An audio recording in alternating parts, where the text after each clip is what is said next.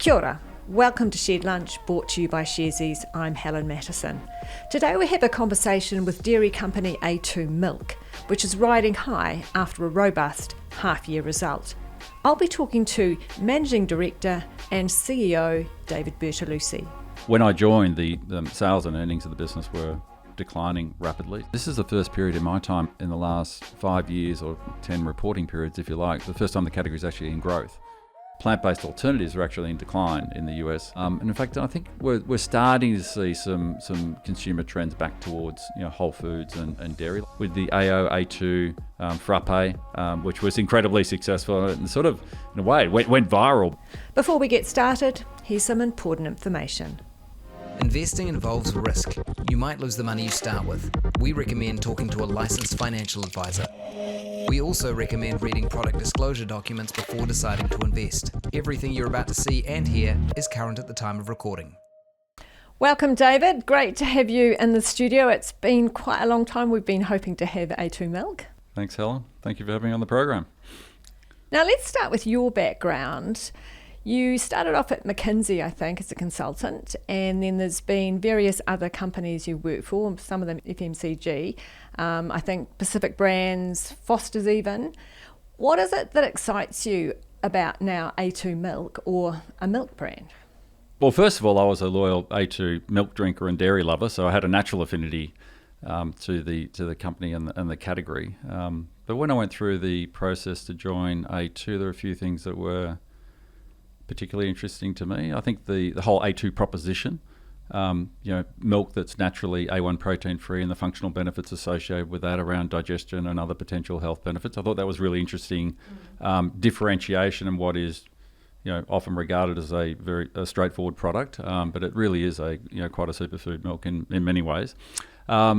Secondly, the brand that the company had developed over the years, the people before me and our team, and we've taken it to another level as well, but a wonderful premium or ultra premium brand that has really strong equity and loyalty amongst its consumers, and I thought that had great potential. And then just more broadly, the business growth potential, I think, of A2 at the time, developed really quickly into particularly into the infant milk formula category and into China, but within Australia, New Zealand, the US, China and other emerging markets, I saw a lot of potential in infant, other nutritionals, and in the liquid milk part of the business as well. So it was a pretty exciting opportunity, and it remains that way as well, yeah. Now, that was more than 5 years ago. You've been at the helm 5 years, but it hasn't always been easy. I must admit, when you actually agreed to take it on, I think the share price was in those heady heights of $20 or so. It did quickly come right down, and there were a number of issues like COVID obviously hit the company pretty hard.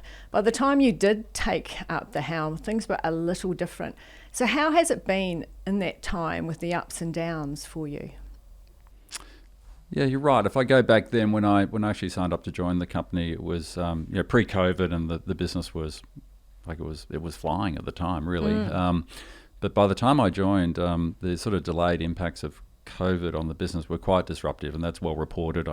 When I joined, the sales and earnings of the business were declining rapidly, so the first task was to stabilise the business and refresh our growth strategy, gradually renew the leadership team, and go about executing our plan over time. And it was a challenging start, and then we had a lot of foundational work to do during the middle periods of my time, when we started to invest in growth and we doubled our brand investment, we ramped up our innovation, we started to enter new markets, and it's really pleasing now to see some of that growth coming through now, and improvement in earnings and share price on the back of that for our shareholders that have stuck with us over that period as well. So it's it's been quite a journey, but it's it's been satisfying. I've loved it. It's been a real privilege to be leading the company. Yeah. And I'm assuming 5 years, you're not leaving now. There could be another 5 years in you? No, well, I don't know about another 5 years. It's quite a demanding role, but no, look, I'm more likely to retire from my role than to be seeking other opportunities. I do love the A2 Milk Company, yeah. David, let's unpack the market for A2 Milk, particularly the infant Formula One in China. What's happening in terms of trends and demand? Well, first of all, let me just put the China infant milk market in context. Like, it is the world's largest infant milk formula market by a long way. Like, it's probably, depending on how you measure it, it's something like 40% plus of the global infant milk formula market. And not only is it driven by the number of newborns, but also the duration of use, because they use infant and toddler milk and other kids' nutrition products for over an extended period of 3, 4, even 5 years. So the trends that we're seeing for demographic reasons, I think it's well reported that the number of newborns in China has declined over time, and that dates back some time to the demographic effects of the one-child policies. And what we're seeing is that that there's been a decline in the market value over some time. We've actually seen that sort of stabilise, and this is the first period in my time at A2 in the last 5 years, or 10 reporting periods, if you like, the first time the category is actually in growth, which is terrific. Yes. It's only in 3% growth, but we've had a much more challenging backdrop until recently, and we're seeing that there's a number of different things happening. So volume has been down. There's been a degree of premiumisation and innovation in the category, which is supporting growth. There's a shift towards online. So the retail channel has been under pressure for some time, with a number of door closures. So for us, our business is almost is over half of it is e-commerce or e-commerce based now.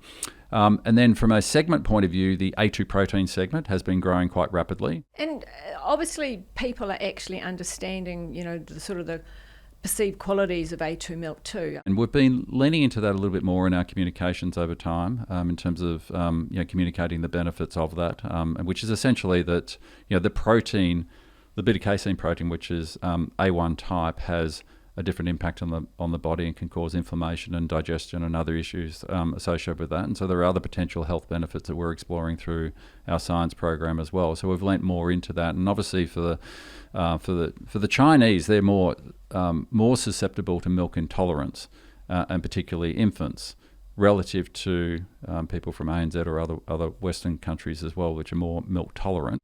Speaking of marketing, I see that for the Year of the Horse in China, you had a collaboration with My Little Pony, which is pretty interesting. And then obviously just recently the Australian Open, the tennis. You were the only dairy supplier there. Yeah, both have been very successful. So My Little Pony is, as you point out with the Year of the Horse, very, very close affinity and very topical with that. It was...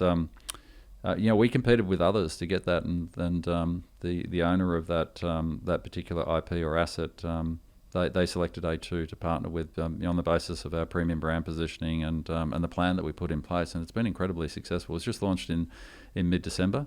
But say, for example, just one sort of measure of that, if you look at Little Red Book over there, which is a platform for consumers to provide reviews and engage on different topics, particularly for the in relation to the baby category, which is probably the number one kind of research area for consumers. And we've gone from number 9 in terms of the searches for infant milk formula for new babies.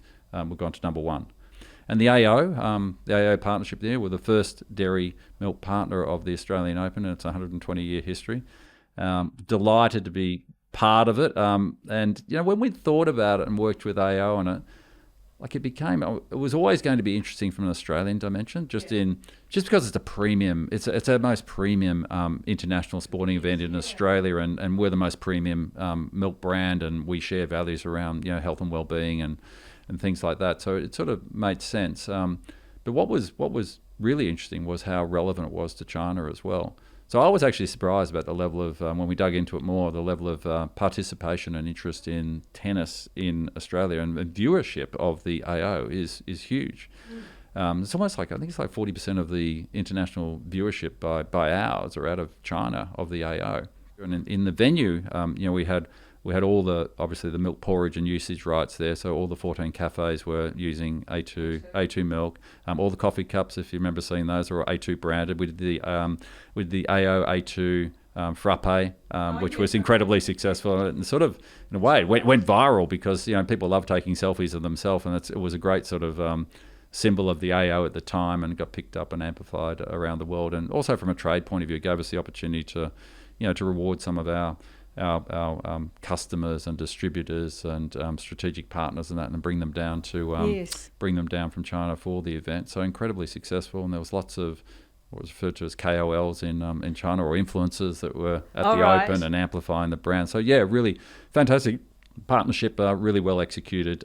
We've signed up to a sort of a medium-term deal with the AO and look forward to continuing and developing that partnership. So we could see you there another year next year? Yeah, so we've got rights over the next 4 years. Yeah. So it's really exciting actually. Yeah.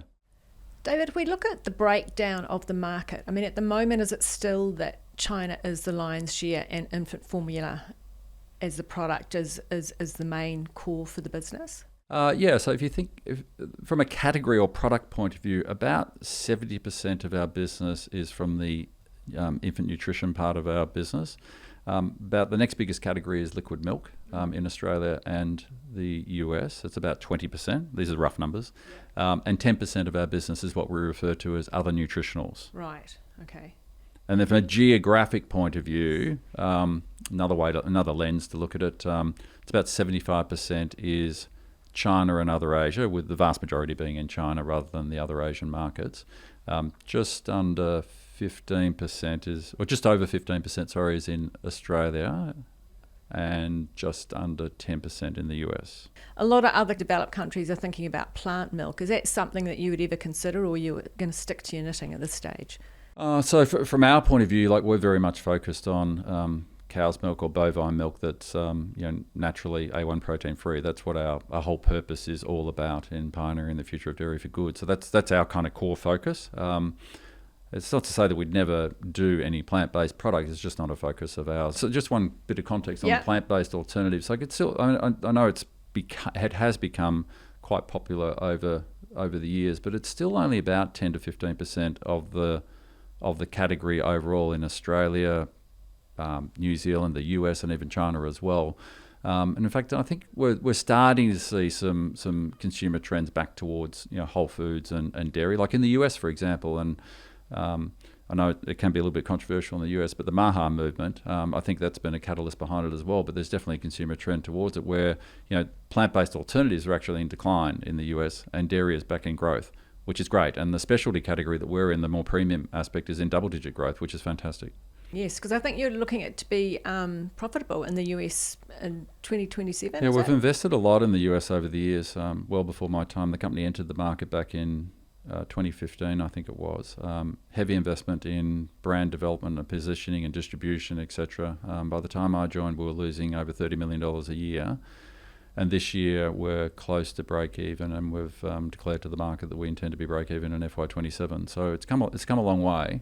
And I think there's more opportunity in liquid milk and innovation around that. We're growing rapidly. Reported sales growth in the half of 29% in the US.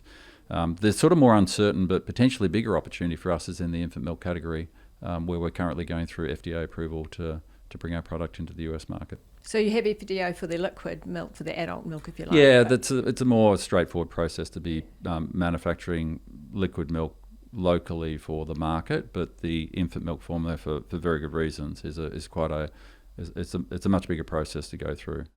Let's jump to the half year results. Fairly robust from what everyone has been saying in the market. The share price had a bit of a jump up between 5 and 10% on both, I think, the ASX and the NZX.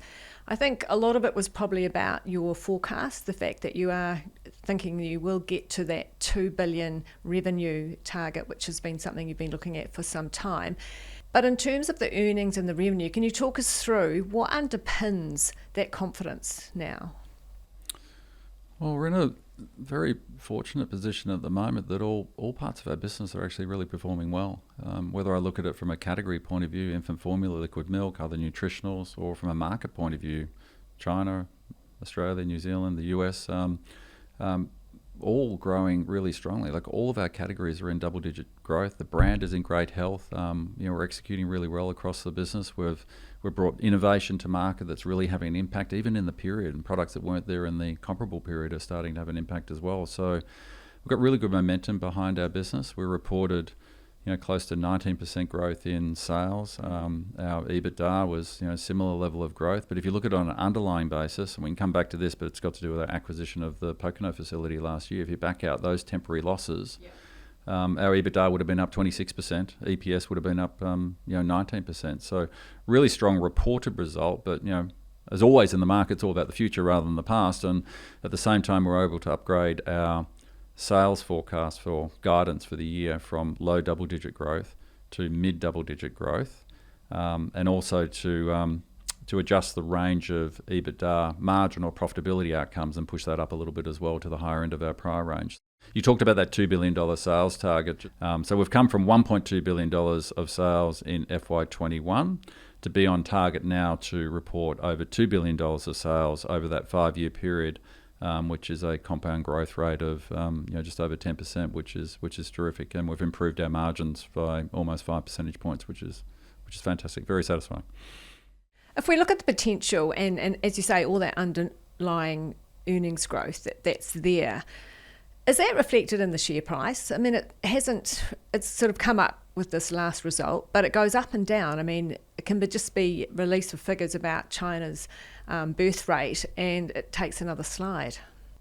Yeah, I think, our share price, it's not for me to judge whether that's an appropriate share price, but it has been volatile, I think, is your point. And yes, it does respond to some macro data from time to time, because of China is so important to us in the infant category, so it doesn't take much to move it around. The recent newborns number was an example of that. But then behind those newborns number, I don't think the market fully appreciated until we talked to them about the actual breastfeeding rates have declined. There's prolonged usage and penetration of infant milk formula use in early stages, etc. So there's a number of other factors. It's quite a nuanced market to kind of fully understand. But in terms of the share price, I think over my time, I think those COVID impacts to start with, took a little while for the stock price to really bottom out and in response to all that. And then we've been doing some hard work in laying down the foundations for growth. But more recently, like over the last 2 years, the stock price is up over 70%. In the last year, it's up over 30%. So it's great to I don't focus on the stock price too much because it moves around so much, but it is nice to see for our shareholders, particularly those that have been there for a long time, to see that appreciation in the share price. And then beyond that, we're in a position last year to introduce ordinary dividends for the first time, which is great. And we've lifted the payout ratio at our half year, and we've also declared the intent to pay a $300 million special dividend as well once we retrieve regulatory approval for the aspects of the acquisition we did last year. With this half year dividend, I think was a 74% payout. How do you balance that need to keep some capital back for growth and then keeping shareholders happy? As you say, they haven't had dividends for quite some time. Yes, well, a couple of things. So on an ongoing basis, we would expect to have operating cash conversion pretty high, like 90 to 100% over time, which is great in terms of the nature of our business model. That'll be a little bit lower as we build working capital associated with our manufacturing investments over the next couple of years, but otherwise it should be in that territory. So our dividend payout range is between 60 and 80%. And as you mentioned at the half, we've lifted it towards the higher end of that range, but that still allows us to accumulate 20-25% of free cash flow after tax for future investment needs. And then if you put that together, a high cash generation potential, with still the ability to accumulate some cash flow, then you couple that with how strong our balance sheet is. Like we've got hundreds of millions of dollars still on the balance sheet, and some of that $300 million will be returned soon. So we've got over $800 million of cash on the balance sheet. So the special dividend will return $300. But the acquisition we made last year in the Pocono facility that we acquired, we've got a pretty extensive capital investment program there of $100 million or more. And then we've got working capital build associated with that of over $100 million as well. So we'll see over time in terms of the capital needs of the business and whether there's scope for any additional capital management or whether that capital is preferably redeployed in the business at a higher return on behalf of our shareholders. So we're mindful of managing our balance sheet and capital management appropriately for our shareholders. Speaking of Pocono, that was an acquisition you made, I think, midway through last year. And we were delighted to be able to announce that acquisition in connection with our full year results. And coupled with that was the milk supply arrangements of A1 protein free, because we can't do anything without the milk pool associated with it. And we've been developing a A1 protein free milk pool with Fonterra in the North Island in the Waikato for some time. So we're able to secure those arrangements with the acquisition that then provides us with the market access to China. So there's up to 3 registrations that can attach to a facility. This came with 2 and the potential of 3. So we moved from 1 product to 3 products and potentially 4 products to access that 80% of the market. Speaking of Asia, though, what about Vietnam? That's somewhere where you've gone in recently. How's that going? Really well. We're quite excited about Vietnam. We entered the market last year. I mean, there's been informal trade of our products into the market for some time, but it's the first time we've really formally entered the market. Getting registration for our infant milk formula products, bringing basically our full kind of cross-border range into Vietnam. So infant milk, other nutritionals, even some liquid milk, and UHT product as well.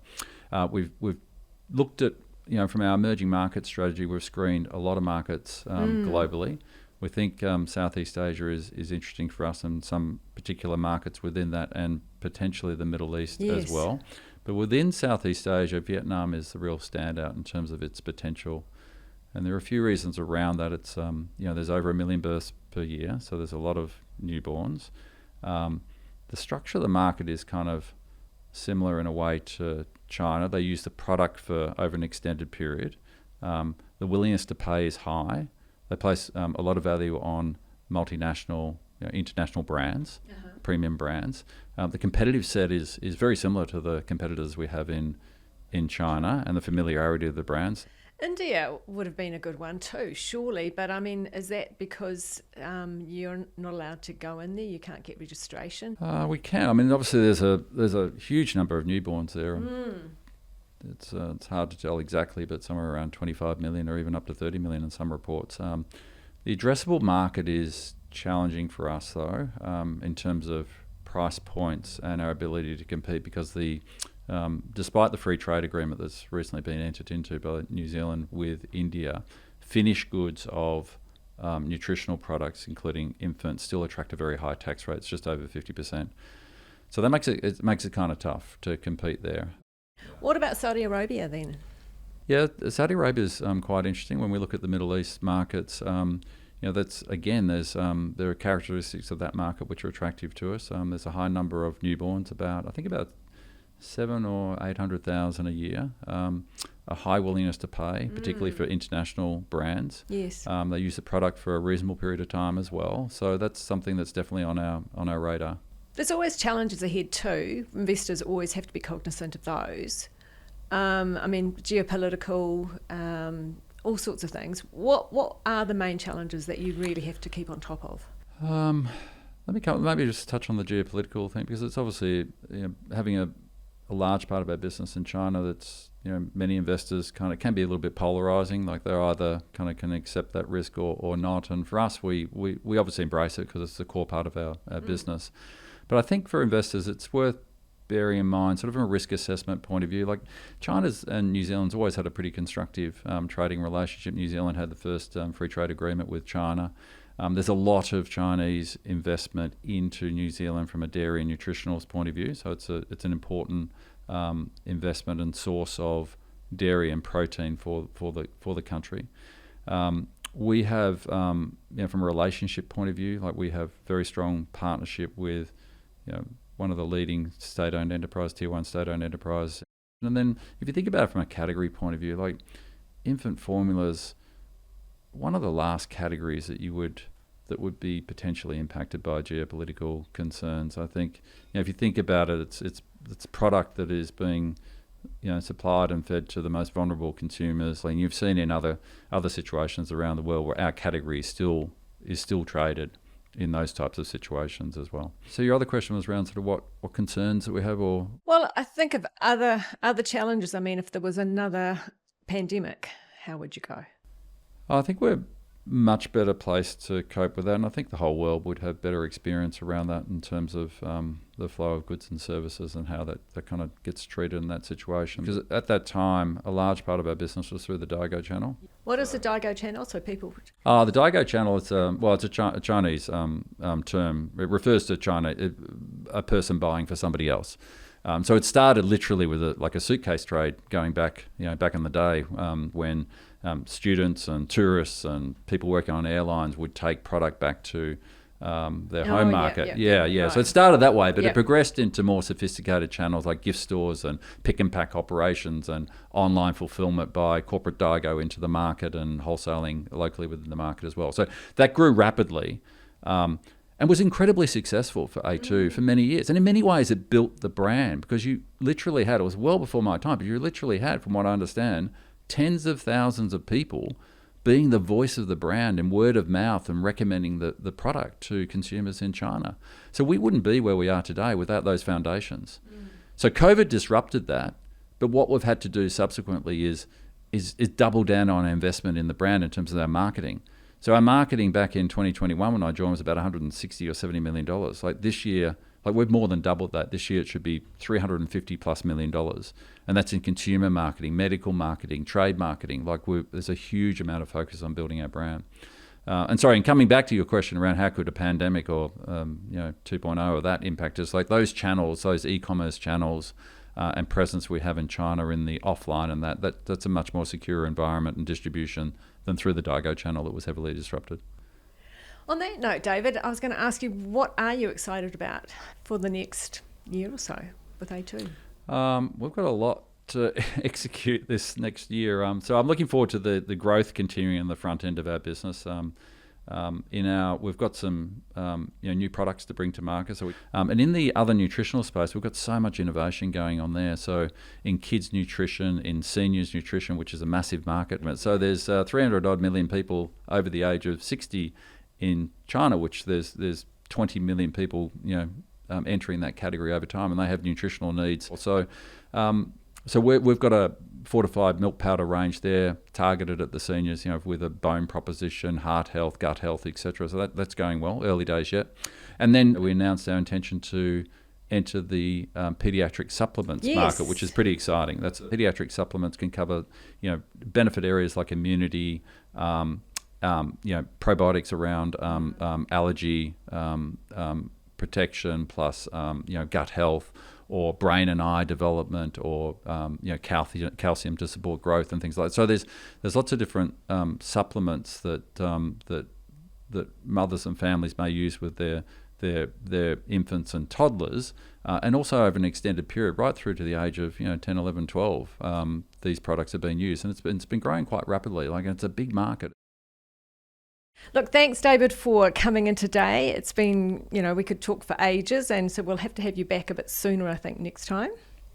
Thank you for having me on the program. I appreciate it. And thanks, everyone, for tuning in. You can watch Shared Lunch on YouTube or follow us on your favourite podcast app. Leave us a rating and let us know what you'd like to hear next. Mā te wā.